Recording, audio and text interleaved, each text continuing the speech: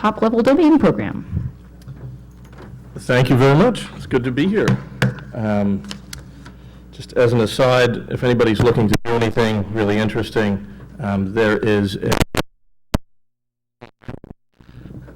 a basically Grand Canyon-sized pothole on 34th and 10th that I decided to ride my bike into, which is part of the reason why I'll be limping around, shifting a lot up here.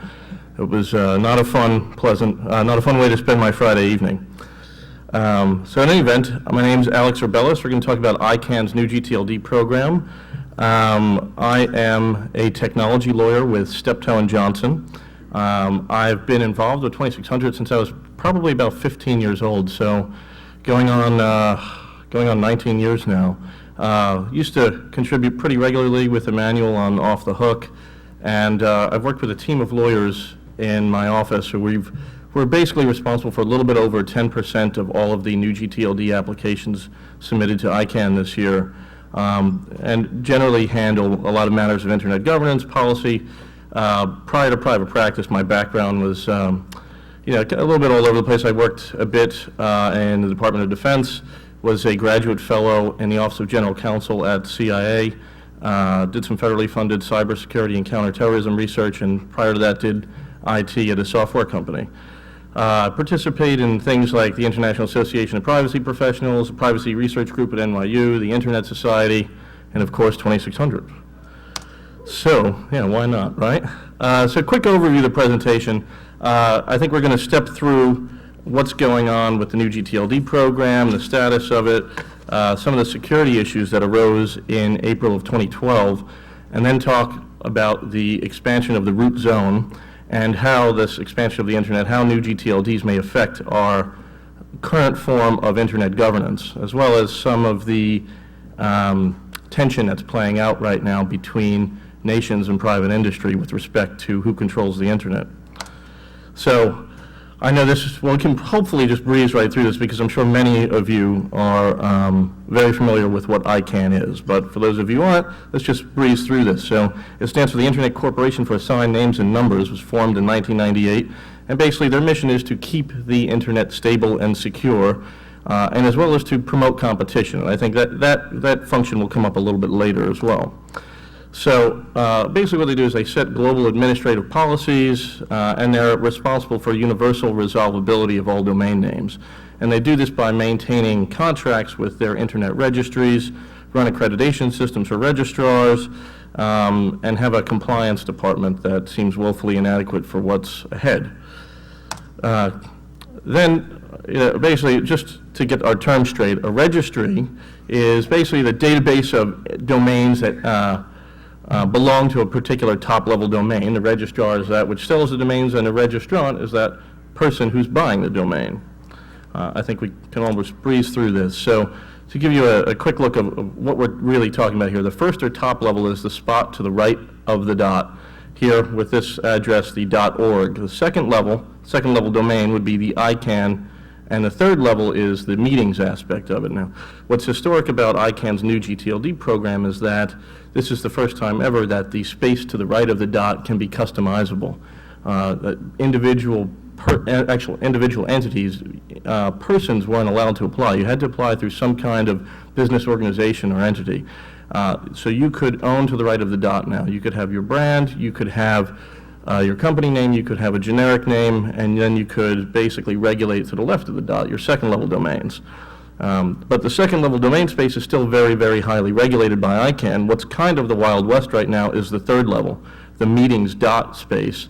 And I think that we're going to see ICANN trying to rein that under control over the next couple of years as well, because that may prove to be a very fertile source for cyber squatting and counterfeiting, as it has been already. So these two, we already really stepped through what these gTLDs are. There's currently 22 in operation, without counting the country code top-level domains like .jp for Japan or .de for Germany. And this application process is already underway for people to purchase their own top-level domains to the right. And one of the other interesting aspects of this is, so you'll start to see, once these are delegated and entered into the root, you're going to start seeing IDNs, or internationalized domain names. So whatever can be in Arabic, it can be in Cyrillic, it can be in Russian, This is already possible at the second level and some top-level domains, but you're going to start to see a lot in the third level. So just to give you a quick recap on this, applying for and buying a top-level domain is not like going to GoDaddy and trying to register a second-level domain. Every single application costs $185,000 to submit. All that money went to ICANN. The period was only open for about 3 months. It was years in the making. The application window opened on January 12th. You had to submit answers through this TAS system. It's called the new gTLD application system, which ran through Citrix. It was kind of a silly system, and we'll get to a security glitch with that in a second. But basically, you had to submit answers to 50 questions. And they dealt with your technical capability to run a registry, your financial wherewithal to run the registry, information about the applicant entity, and generally information about what kind of rights protection mechanisms you're going to have in place, how you're going to participate in things like the trademark clearinghouse, how you're going to ensure registrant privacy and mitigate abuse within the top-level domain. So this was supposed to be open for a period of 3 months. It was supposed to close April 13th. But then there was a glitch with the application system on April 12th. It was pretty bad, actually. People had a lot of difficulty getting into the system, and it pretty much shut down until May 30th. But at the end of May 30th, it turns out that 1,930 applications for top-level domains were submitted. This is a lot more than what ICANN had anticipated. And because of that, they plan to use this a batching system to review the applications and then have them delegated into the root before they go live. So of course everybody wanted to have their applications go first. They came up with this digital archery system, which was akin to essentially a carnival game. Where I'm not sure if anybody has followed this, but it was really a very bizarre proposal where let's say I have an application in and I want to be in the first batch. So I select a time. I'm going to select 12:01 and 1 second on July 16th to basically hit a button. And you would log into the system, and the closer you were to actually hitting the button at that exact time, that actually determined what batch of applications you were going to be in. So when I say carnival game, it really was like a carnival game with a $185,000 initial investment into it. I mean, it was a little silly. It was a little silly. ICANN just recently, over the last couple of weeks, concluded its meeting in Prague, and during that meeting they dispensed with digital archery entirely. And nobody has any idea what they're going to replace it with, so batching is still a big consideration in how they're going to handle this number of applications. So the program is subject to change. It's a bit in flux right now, as I say here. So initial evaluation of these applications was actually set to occur 3 days ago, and I think it did occur on time. And on June 13th, that was a very important day because that was when all the non-confidential portions of the applications were revealed. That's when you could see the 1,930 applications of applied for strings. It also kicked off this public comment period and the GAC early warning. Now, the GAC is the Governmental Advisory Committee. We're going to get into them in just a little bit. So the public comment period is running right now, and it closes on, I think it's midnight UTC, August 12th. So basically, any one of us can submit any comments on any new gTLD applications right now. There's no standing requirements. And we're starting to see, the usual, there's a little bit of lunacy in some of the public comments that are being submitted, but I think what you're going to see is there's going to be a lot of infighting between applicants, and I think public comments, which can spur somebody called the independent objector who can raise a formal objection later, those could be instrumental in deterring your competitors' applications from going forward. So I think we're going to see a lot of big corporations and a lot of people interested in deterring other strings from being delegated to use these public comment processes. But there's really no incentive to do it until literally the last day, because why give your opponent the opportunity to respond? So I think come August 10th and 11th, we're going to start to see the public comment period really kick up. To give you a little bit of a breakdown, like we said, 1,930 applications, 1,409 applied for strings through 1,155 entities. And to break this down further, about 53% of these were .generic terms, like .music, .art, .app. .app is actually the most highly contested, And then 34% of these are dot brands, Yahoo, Google, dot McDonald's, and those you're not going to be able to register in the second level. Those are going to be what's known as a closed registry. But for the dot generics, their business model is essentially going to be selling top-level domains. Then you had community applications, which, let's say you have, like there is for dot insurance, several different applicants applying for dot insurance right now. If you represent the insurance community, you can knock out the other applicants. So their investment can be just basically flushed down the toilet if you can meet these community priority criteria. And dot insurance is one application that's undergoing that right now. And then 3% were geographic names, things like .NYC, .Dubai, .London. You didn't really see too much participation from developing nations, despite the fact that ICANN was really pushing this and offered some financial assistance. You saw almost nothing coming from Africa, with the exception of South Africa. Most of the applications came from North America and Europe. And if you multiply 1930 times 185,000, you figure out that ICANN now has $357 million sitting in its bank accounts. And really only a little more than half of that is accounted for in terms of expenses. So there's supposed to be an excess of $160 million coming from this program. It's a lot of money for a not-for-profit corporation to take in just a few days. So we also see, though, that there weren't any applications for things like .hack, .freak. We didn't see .2600. Some of the more interesting strings, I think, were like .wtf and .sucks, which actually had 3 applications. So they're going to go into string contention. And I think that could be very interesting. But what troubled me, and I think maybe we can change this over the next couple of years. I mean, it's a gigantic investment, and nobody knew how this was going to pan out. But I think we should maybe get together some hacker spaces, get together some resources, and maybe we should put in an application for .hack or .freak, because that would ensure that, as I talk about later on, our voices continue to be heard in ICANN's major stakeholder groups, one of which, the largest and arguably most powerful, will probably come to be the registry stakeholders group. And if anybody can run an internet registry, I think it would be people like us. So let's think about that in the future. Sure, I can stop, absolutely. Please stand up to the microphone if you are going to ask questions, since we have it on record.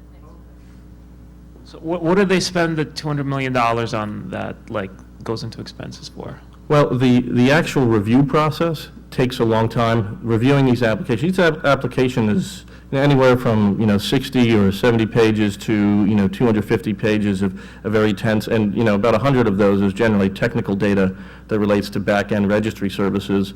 So evaluating the applications, researching the applicants, dealing with the dispute resolution service providers, handling string contention, all of that's going to be all of that is really accounted for. Plus, I think ICANN did budget a bit for legal fees. There's no question that they're going to be facing, I think, some suits. But I think a lot of the budget, and this has come out in the ICANN Prague meeting, it seems like they over-budgeted for quite a bit of this. So I think $160 million in excess is probably a conservative figure. There may be a lot more in excess. So to go into the GAC here, the GAC is the Governmental Advisory Committee. They're a big constituent of ICANN, and they're very, very powerful. So they have this early warning period. Now, if the GAC has any problem with your application, they can submit something called an early warning, and that's a major impediment for your application going forward. And any member, any GAC representative, of which there are, I believe, 116 right now, can submit an early warning. Most of these are going to relate to highly regulated industries like insurance or banking, financial services, that kind of thing. That's where I think we'll see a lot of the GAC interactions coming in. Now, we're going to also see applicants using the GAC offensively, using their relationships with the GAC basically to bring up information or concerns about other applications that they wouldn't otherwise have reviewed themselves. So getting the GAC on your side is going to be basically a feather in your hat when it comes to getting your application moving forward. So the advice can take three forms: consensus, non-consensus, and remediation. Consensus advice, that's the worst kind that you could have. Your application probably is not going to be approved. Non-consensus advice is, it's basically, it's going to be problematic for you because you can't change your application.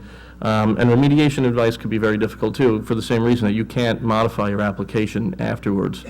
But consensus advice is almost a little bit misleading because GAC consensus is reached by somebody making a proposal for something and nobody else piping up about it.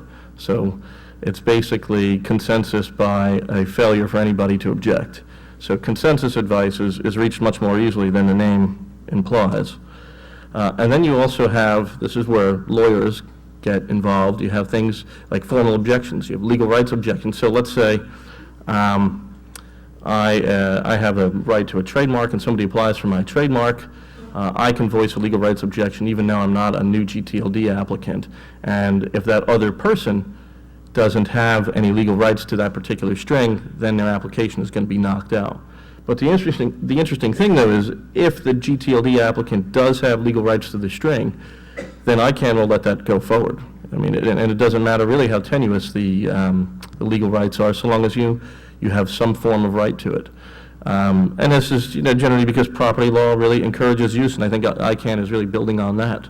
And then string confusion, if you think that there is some threat to, that another application has because the strings are so nearly identical or very similar to each other, you can go into string confusion with them, and ultimately that could result in an auction and even more money for ICANN. And then the limited public interest objection, this isn't really going to be used, I think, at all, which is if a TLD is contrary to general principles of international law for morality and public order. So that's a tall burden. And then a community objection. We may see some communities piping up through the community objection, though, for certain applications, but that remains to be seen. And then, as we just mentioned, the string contention process, if there are more than one applicant, let's say for .art or .app, and they all pass through initial evaluation and they're all qualified to run a registry, what happens essentially is ICANN will let that go to an auction, and the TLD goes to the highest bidder, and all the money goes to ICANN. Not surprising. That's a running theme, isn't it? But, that will also delay your application. If you get stuck in a string contention set, of which there are many, you're looking at 2.5 to 6 months. I think more likely 6 months before your application could be delegated. So here we are, another breakdown again. 116 internationalized domain names, and the batching proposal is really still up in the air. Nobody knows how ICANN is going to handle this many applicants. There is a potential to get some money back if you withdraw your application after the GAC issues an early warning. You can get 80% back, so not too bad. And then basically the farther down you go in the process, the less money you're going to get back. But $185,000 for the application itself seems like a lot of money, but I think the real cost comes in putting together these applications and the contracts that you have to sign. So there's a lot of outside costs that go into this. Lawyers' fees are one of them, of course. And then the security glitch that happened in April. This was really bizarre because on April 12th, the system was really grinding to a halt. Nobody could really get in and make any material change to their applications. Then at around 10 p.m., the whole thing just went down. Everybody went home. We woke up the next morning and found out that the system was going to be taken off for about 8 days. And this was really disheartening for me because I'd been working, about 16 hours a day for, 3 weeks on this. And it was like watching, the finish line of a marathon just be picked up and moved 8 miles away from you, by some supernatural, non-governmental organization hand. It was really disheartening. We just wanted this application period to be over, but so this 8-day period actually biblically turned into 40 days and 40 nights of downtime, during which nobody really knew what happened, and ICANN was investigating what happened with the security glitch. And what it really was it wasn't really a big deal, but if a deletion process was interrupted through the Citrix TAS connection, certain applicants were able to see the file names associated with other applications, and they could have been revealing of what string another applicant was applying for, like for Ford or something, for instance. It could have been Ford gTLD application attachment 31-33 or something. So there were some concerns about the confidentiality of applications being breached there. But ICANN did confirm this, this wasn't the result of an attack, there was no data loss, there was no corruption. They contacted all of the applicants whose file names were compromised. They poured over the log files, I think, very thoroughly. But more importantly, this kind of made ICANN look really silly. The corporation that is in charge of the security and stability of the internet couldn't even maintain its own application system. So there was a lot of doubting, I think, that came along with that, but things have gotten back on track. And now some of the issues that we're facing here are, is this expansion going to be at all problematic to the root zone of the internet? Are there more security issues coming down the pipe here? So ICANN has said basically that, we're not going to add more than 1,000 new gTLDs to the root. We're not going to allow 1,000 gTLDs to go live in the year. But this will undoubtedly change the landscape of the internet. It's going to change the way the internet looks irrevocably. And for years now, they've been debating on whether or not this expansion of the root zone could actually cause some kind of security and stability concern. So let's back up a quick second. I'm sure a lot of you know what the DNS root is, but maybe some of us don't, and we'll step through it pretty quickly. So it's the top level DNS zone in a namespace. The DNS root zone is really it's the key component of the system that every application that uses the internet uses. And essentially what it is a big list of authoritative servers that make the internet run. And everybody uses it. So who runs this gigantic list? Who manages this? There's really four major players. You have the NTIA, and you'll see there's a lot of U.S. government involvement in that. That will become relevant later in terms of internet governance. So you have the NTIA, the National Telecommunications and Information Administration. They operate as an agency under the Department of Commerce, and they really have the ultimate authority over the root and always have. IANA, the Internet Assigned Numbers Authority, manages the zone file and interacts with the NTIA on basically changes that are proposed to be made to the root. And IANA has historically always been associated with ICANN as well, and just a few weeks ago there was the Department of Commerce rehanded over the contract for the IANA function to ICANN.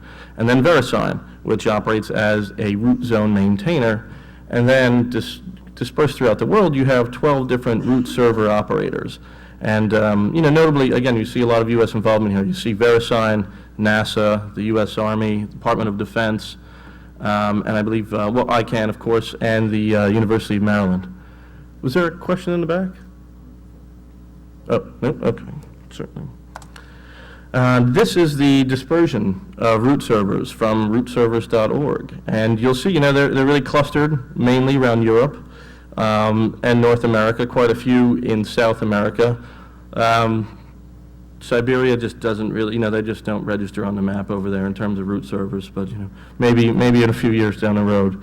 Also, Australia has, there's a lot of the L root servers are run by ICANN down there, and Australia has actually become, through several different private organizations, I think quite a major player in the ICANN world. So the benefits of diversity of having these root servers all over the world are essentially, well, they're not going to be too easily to take down in a DDoS attack, and they run all different types of software on all different types of platforms, so one security bug is not going to take down the root servers that were geographically dispersed. We've seen some prior expansions of the root zone, but nothing this dramatic.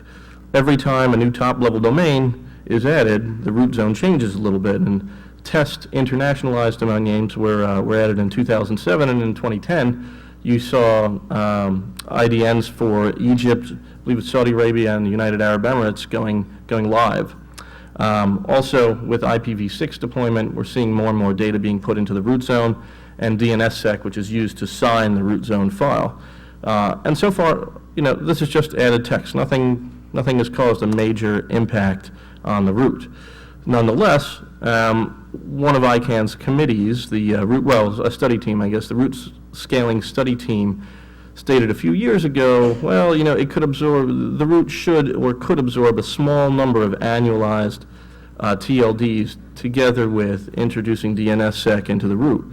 And a lot of this stemmed around concerns from IDNs, but it's difficult to square this hesitation of adding things to the root with ICANN's full steam ahead mentality of adding 1,000 to them. So, back to the main issue, really. I mean, does altering the size of the root have an adverse effect on security and stability? It's the aggregate effect, really, that is what the dramatic change to the root will be. Adding all the IPv6, DNSSEC, IDNs, plus arguably 1,000 TLDs a year into the root.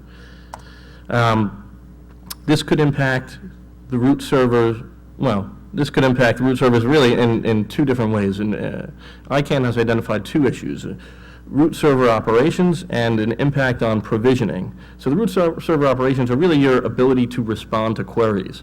And provisioning pertains to the ability to receive and distribute new root zone files. And ICANN says, no, there's really, we haven't seen any problems with this whatsoever. They actually came out with a recent study, which is, I think, very definitive, in June 2012, just last month. But the risk to root servers really is, are they going to lose their ability to respond to queries? And if the root servers can't respond to DNS queries, well, that's going to cause resolution to ultimately fail. And it would be a slow process because a lot of people have this information cached, but that cache really only lasts for about 48 hours. So ICANN's analysis was, well, performance of the root servers has nothing to do with how many records are in are in the root zone itself. It's predicated on the number of queries a root zone server has to respond to. And the total number of internet users is what determines the number of queries. So an increase in number of TLDs does not necessarily equate to an increase in the number of internet users. Furthermore, the rate of change into the root would be very slow because we're not going to just delegate everything right at once.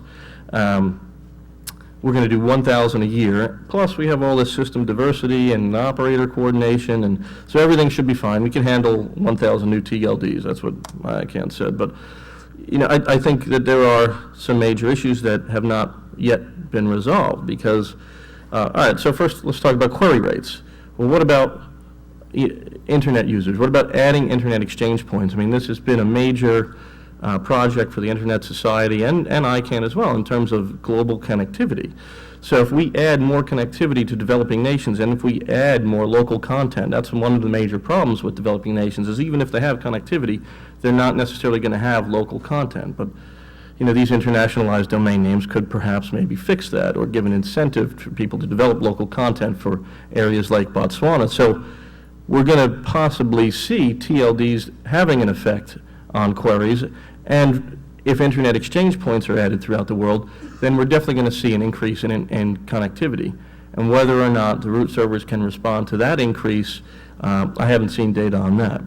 Also, we talked about the carnival game with digital archery and the batching proposals for ICANN, but we don't really know, and ICANN hasn't come out and said yet, how many they're going to implement at a time. They would like it to be a kind of steady and slow process, but we just don't know. I mean, here you have the situation where ICANN's policy recommendations could really have a technical impact on the way in which this is implemented in root servers. And then also think about if you do add a whole bunch of new root servers new TLDs into the root at the same time, none of that information is going to be cached. So if you have 1,000 new TLDs just going live, then the root servers, the day in which they go live, are going to have to respond to a hell of a lot more queries than they're used to. And can we accommodate this? I mean, we haven't seen, at least I haven't seen anything on that. And the system diversity factor, well, that really only relates to combating something like a DDoS attack and security glitches that are inherent to software. But what if misinformation was propagated in a root zone file? Then that's going to affect the internet generally. And so the system diversity factor, I think, doesn't even come into play at that point. And then the provisioning aspect of accepting, verifying, and implementing changes to the root. This also pertains to distributing the updated zone files. So basically, the way in which this will work is you have ICANN through the IANA function getting some kind of change request. IANA would then go over to the NTIA, and the NTIA would say, yes, okay, you can make that change request. They then communicate with VeriSign as the root zone maintainer. They make the change to the actual root zone file, sign it with DNSSEC, and then send it out to all the RSOs, to all the root server operators, and then they have to distribute that, disseminate it internally to make sure all their servers are up to date and have the most readily available root server information for DNS lookups. And so the issue really is adding 1,000 new TLDs going to change this process? It's going to cause some kind of breakdown. And ICANN came back and said, no, there's no threat to stability here. We can handle this because we have the ability to scale our operations. Bizarrely, they also said that the evaluation of new gTLD applications was really the largest task, and that's already underway. But that has absolutely nothing to do with root server operations, in my opinion. I mean, unless maybe what they were considering was, well, we want to prevent inadequate registries from having access to the root whatsoever. But the new gTLD application evaluations really just doesn't seem relevant to me. And then the propagation of zone files occurs right now twice a day. And ICANN believes that number is not going to change. And so really, in terms of distribution, they said, no, this really shouldn't be too much of a problem. So also that dissemination from the root zone maintainer, VeriSign, to the operators all throughout the world is a pretty well-established process. But there's other issues that haven't been addressed. For instance, the IANA staff, when they get the first request to delegate a new TLD, they're going to be required to submit a report to the NTIA before any new TLD gets delegated. Now, how are they going to handle 1,000 reports? I mean, what even goes into these reports? Do they have the staffing to do this? Is this going to cause a backlog? And more importantly, I think, in terms of governance issues, are they going to be making any policy decisions about what can and what can't go into a TLD, into the root zone? And for instance, I mean, .wtf, if the mission and purpose, if people at IANA don't necessarily agree with that, or .sucks, they don't think that the internet would benefit from that, or if in a .hack or .freak, they would consider, to be anathema to ICANN's principles or the IANA function. Do they have the right to stop that? That would be a really big problem. And then change requests also. I mean, ICANN is also assuming that change requests are going to come in, changes to the root zone from registries and TLD operators, usually only on average one per year, so it's not too burdensome. But I think, ICANN isn't used to working with major corporate clients, and when 34% of the applicants were .brand applications, I think they may see a major change in the type of accountability that is expected of them. I mean, having dealt with lots and lots of corporate clients, they can be very demanding people. They expect your time, and they expect a quick turnaround. Does ICANN have the capacity to basically serve the world's corporations in terms of root zone requests? And does this change the amount of times that the root zone file has to be propagated? And I think even more importantly, ICANN's security assessments related primarily to stability, the stability of the provisioning system and the stability of the root server operations, but not necessarily about security in the way in which people like you and I would think about this. We have to think about the system as a whole, and the real fundamental question here is, can the DNS system be compromised by insecurities in the provisioning system? So, like we mentioned before, this involves IANA communicating to the U.S. Department of Commerce via the NTIA, the Department of Commerce communicating with VeriSign, VeriSign then communicating with the root server operators, and interjected into the mix of this are, per year, 1,000 new top-level domain operators. Now, can any of these communications between any of these parties be compromised? Can they be altered? Can they be spoofed? We need more details, I think, about this process to really make a serious assessment of whether this amount of change to the root zone could have a negative impact on the functioning of the domain name system. So we also saw another somewhat troubling innovation in 2011. So ICANN has been using an automated system for changes to the root zone, for routine changes. This EIN, change request tool, it's web-based. TLD operators get a username and password, they log into this thing, they make a change request, and then IANA brings it to NTIA and we go down the process again. But what I don't understand is, are all TLD operators now going to have access to this EIN change request? I mean, that's going to be a big problem. I mean, if you're giving out 1,000 usernames and passwords to this thing per year, it's going to be compromised. Corporate America hasn't had the greatest track record when it comes to securing usernames and passwords.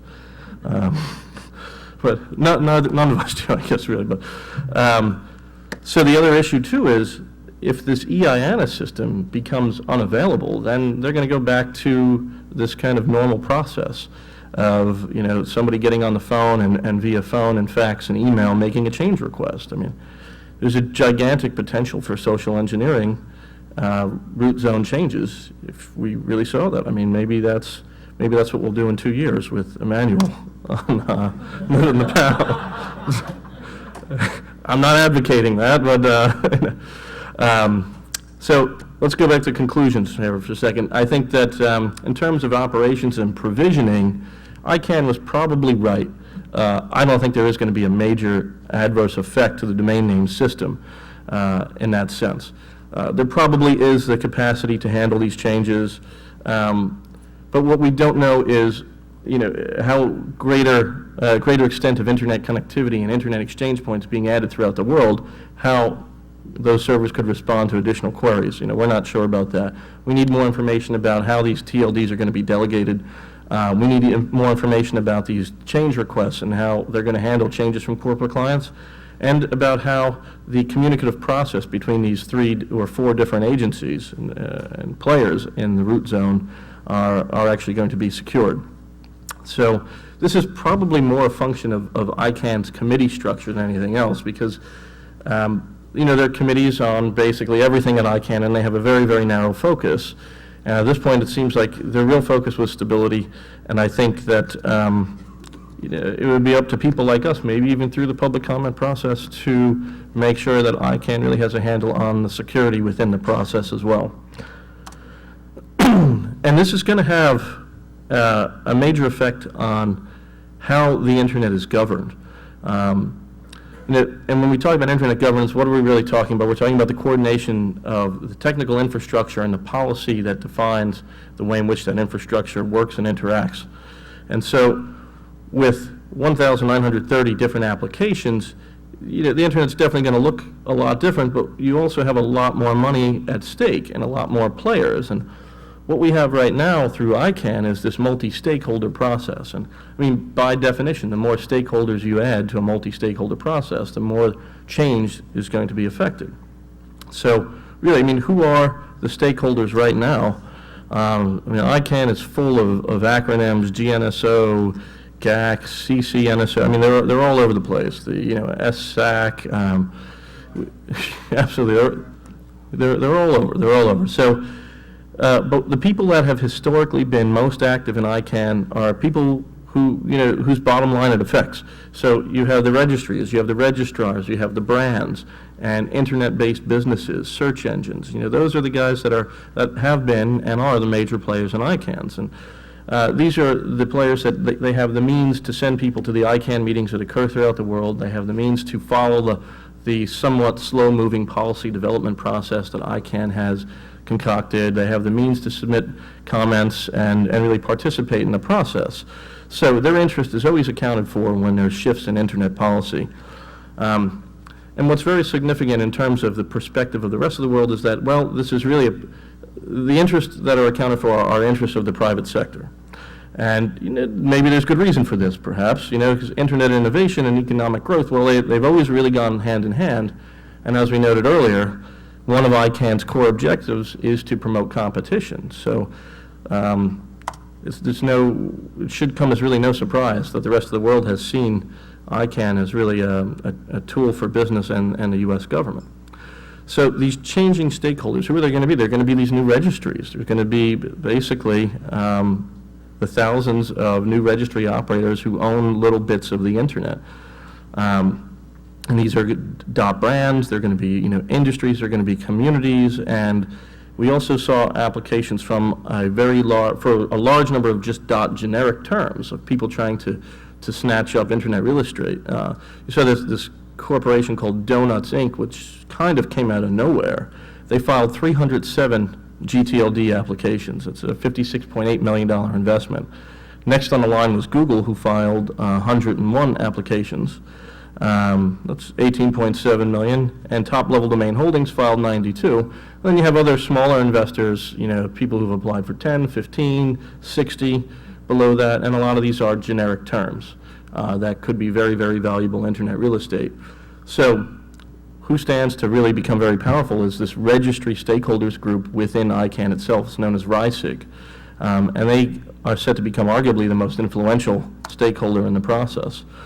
So this is a little bit troubling because I think ICANN has been getting better at accounting for other people's voices. You see more interaction with academia, governments, private industry. You saw them really trying to reach out to developing nations during the new gTLD process, standards affecting bodies like the IETF. They're all in there, but this overbalance of registries could really affect the way in which policy is made. I mean, essentially, it could drown out the voices of other stakeholders in the process. And it could shift some of ICANN's initiatives into more kind of self-interested type of endeavors. And you have to really think about it. I mean, most of the applications came from the US and the EU. And in terms of connectivity and the global reach of the internet, the developing nations are just not really represented in this process right now. So some further concerns are that internet policy and free expression, well, these have always been inextricably linked. And for this multi-stakeholder process to endure, for it to be meaningful and systematic and for it to still have some teeth, we really have to give a lot more consideration to how developing nations and how really the most important constituents, internet users, are going to be accounted for in this process. And I think we really do need to continue to think through all of the implications of internet policy and governance on things like free expression and innovation. And really, people like us, I think, have almost an obligation to become more involved with ICANN as constituents, maybe even as a constituent organization. So we've talked about private industry and their involvement with ICANN, and now what we see also is another battle on the internet governance front of stakeholders, these private industry, essentially, versus nations.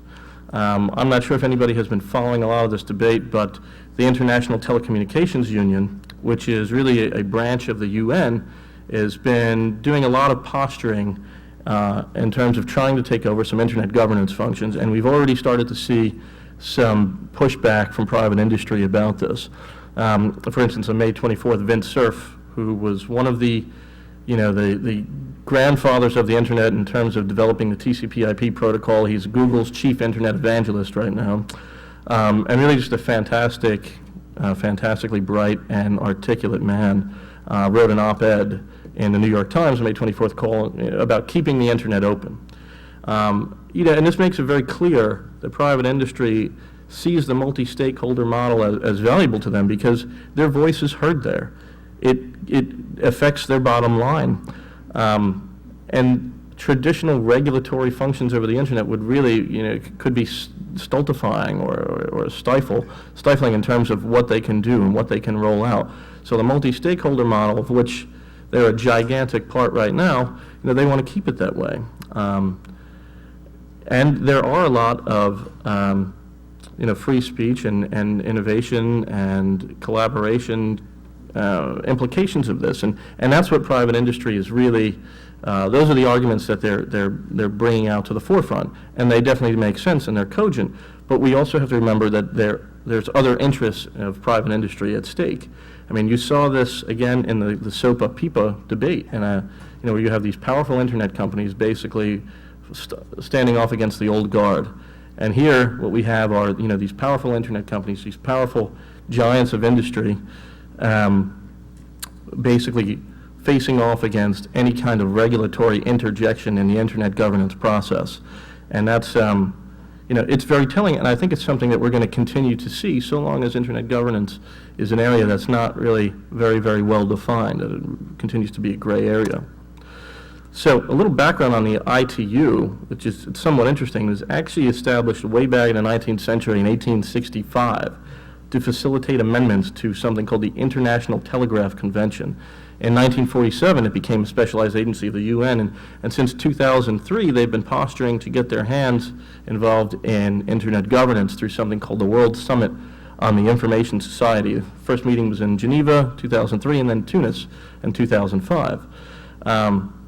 The interesting thing, though, is that all of these negotiations with the ITU, the only people allowed into the process are nation states. There's no other stakeholders. There is some form of private membership into the organization, but it is incredibly expensive. I think in between $10,000 and $15,000 for a membership, and not every company and not every person can afford that kind of fee. So there's 193 states, and everybody gets a vote, and it's a majority that carries a vote. So what's scary about that is you have nations like Syria and China, and their vote counts just as much as the United States, as the UK.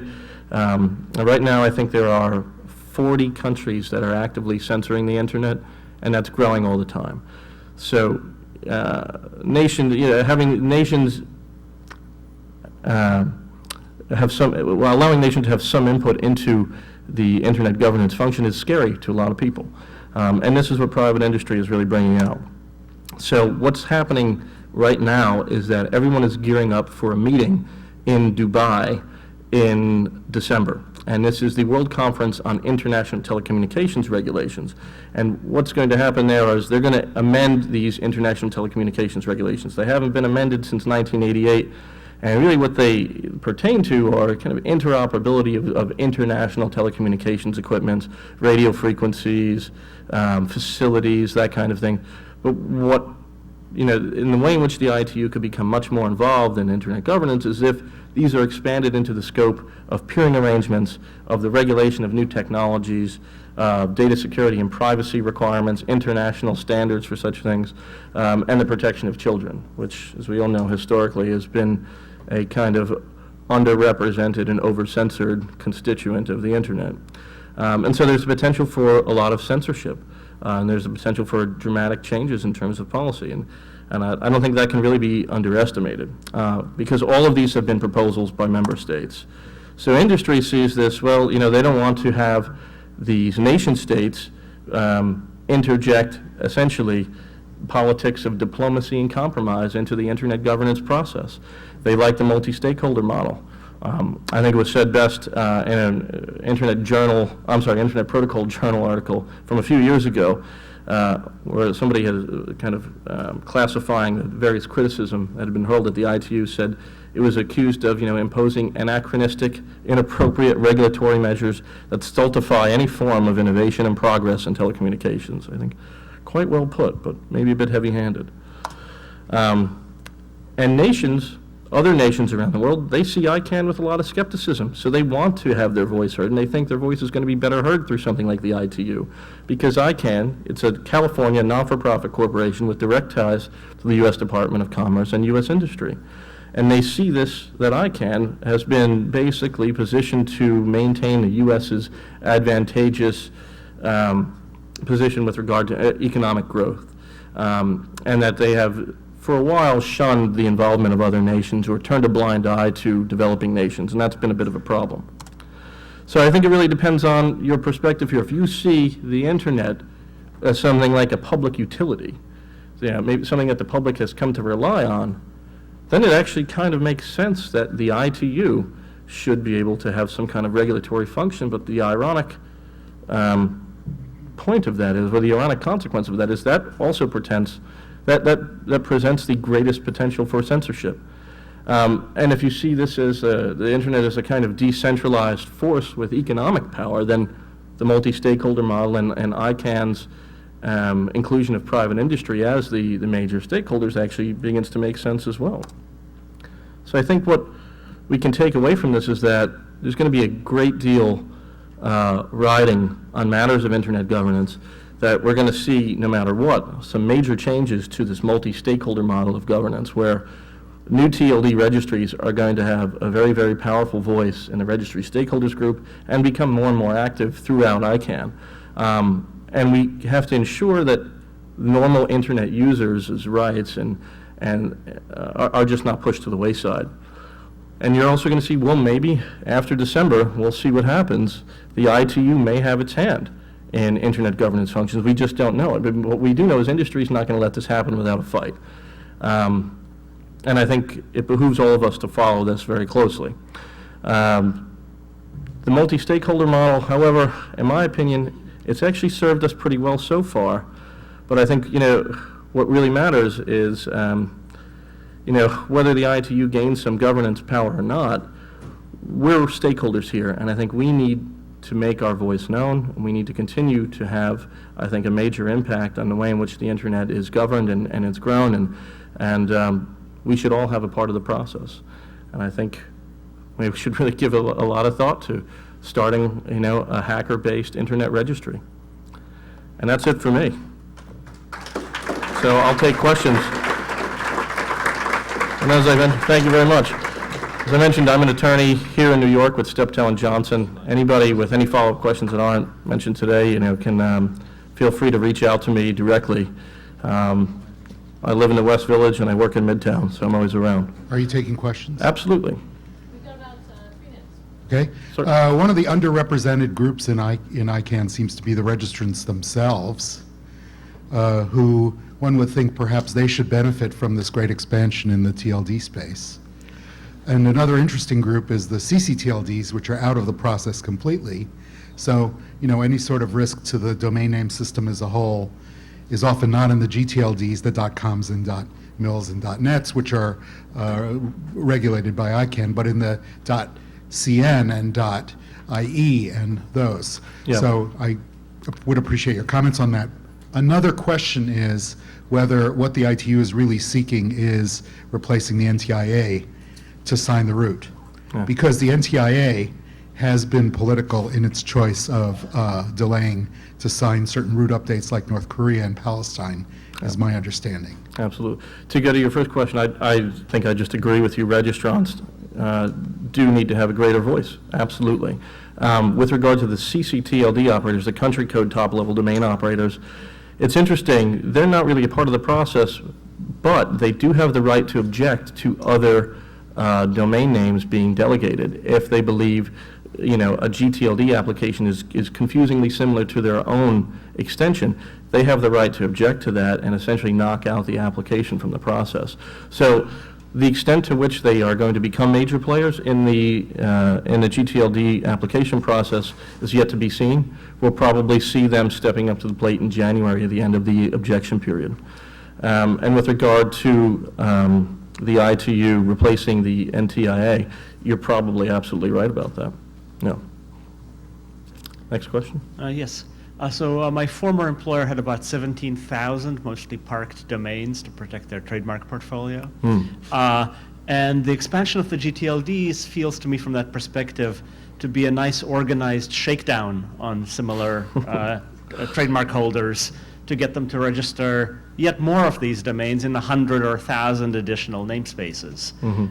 And the fact that ICANN is largely sort of feels like a cabal of registries, or registrars, I'm sorry, sort of makes this sort of one take a fairly cynical view of the whole process. Yes. What's your take on sort of ICANN as the sort of shakedown operator? It's been a major criticism of the program, is that all these defensive registrations are going to have to essentially be multiplied times the number of .generic TLDs there are in existence, and that's going to cause major brands to spend a hell of a lot more money than they would otherwise have.